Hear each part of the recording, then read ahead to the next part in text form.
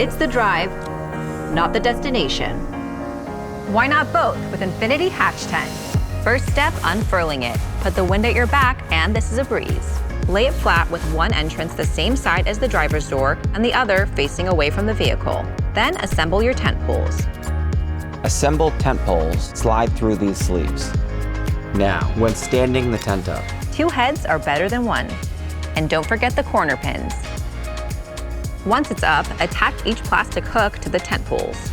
finally, it fastens to the 3 main connection points under each wheel well, keeping the tailpipe outside the tent, to the roof rails. And lastly, the interior points.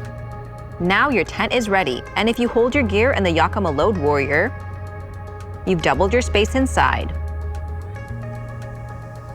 So you can take your camping to glamping.